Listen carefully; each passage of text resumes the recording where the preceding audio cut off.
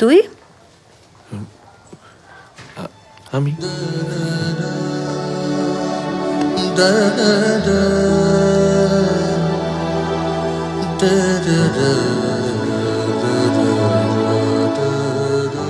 বুড়িদেরকে জিজ্ঞেস কর ওর লজ্জার কনসেপ্টটা কম নাকি বম্বেতে এটাই ফ্যাশনেবল।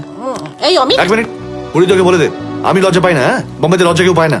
জিজ্ঞেস কর 3 বছর পর চোরের মতো এখানে নাকামি করতে কেন এসছে। হ্যাঁ, এই। চুপ, এক মিনিট। হ্যাঁ, হ্যাঁ। পন্টু, কি তুই আমাকে ওর সাথে কথা বলতে বলছিলি? ও আমার চোর বললো। বলা ওকে বলে দে বলার টাইমটা আজ নয়, গতকাল নয়, গত মাস নয়, 3 বছর। মেরুদণ্ড নতুন করে তৈরি হতে এতটা সময় লাগে জানতাম না। হ্যাঁ তুই আমাদের বন্ধুত্বের কথা ভুলে যেতে পারে, একসঙ্গে বড় হয়ে ওঠার কথা ভুলে যেতে পারে, আমাদের ব্যান্ডের কথা ভুলে যেতে পারে এক মুহূর্তে। তার সঙ্গে আমি কি কথা বলবো? তুই আইসক্রিমটা ফেলবি, এটা কি ডাইটিং হচ্ছে? হ্যাঁ বাবু বলো। হ্যাঁ, আমি ওই ঠিক আমি একটা অমিতের সাথে একটা কাজে এসেছি আর এই কি। পন্টু, হ্যাঁ, এই এই ওকে বলে দে।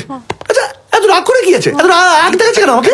এই নাকামো করিস না তো, নাকামো করিস না। শোন, তুই ওকে বলে দে ওর রাগের কারণটা খুব ভালোভাবে জানি। মহিলাদের গলা আমি কি করে জানবো? দেখো উনি দিয়ে দিত। এখান থেকে মহিলারা যাতায়াত করছে, এটা একটা কাজের জায়গাটাই মহিলাদের গলা। আইসক্রিমটা ফেল না দে। আইসক্রিম না না না, আইসক্রিম আমাকে কে কিনে দেবে? আমাকে আইসক্রিম আমি তো এই